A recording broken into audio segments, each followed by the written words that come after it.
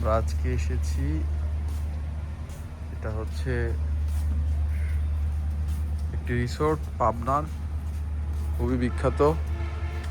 রিসোর্টটির নাম হচ্ছে স্বপ্নদ্বীপ রিসোর্ট। আমি কোনো ব্লগার কিচ্ছু না, আপনারা এভাবে কিছু মনে করবেন না। বিষয় হচ্ছে আমি একটু স্মৃতি সংরক্ষণ করার চেষ্টা করি। আমার বেল আইকন, নোটিফিকেশন কিছু আপনাদের টেপাটিপির দরকার নেই। আপনারা ভালো লাগলে দেখবেন, না লাগলে দেখবেন না, না শেয়ারও করা লাগবে না, বেল আইকনও টেপা লাগবে না। জাস্ট আমার সাথে থাকুন, প্রকৃতির সাথে। না, আমার সাথে থাকারও দরকার নেই। একটু পরে এই যে দেখুন, এখানে একটি দুষ্টু বালক রয়েছে।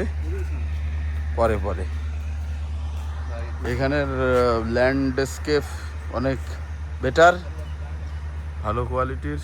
গুড।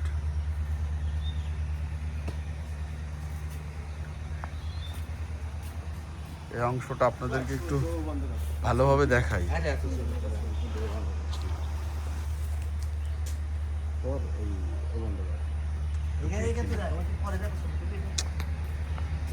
এখানে একটু চমৎকার, একটু এই জায়গাটা কিন্তু বেশ নান্দনিক, চমৎকার। এতটুকুর জন্যই আসলে এখানে আসা যেতে পারে।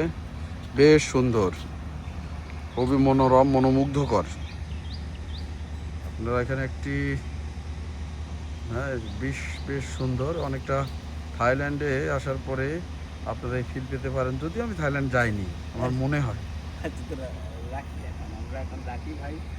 একটুখানি ভালো সুন্দর একটা গাছ,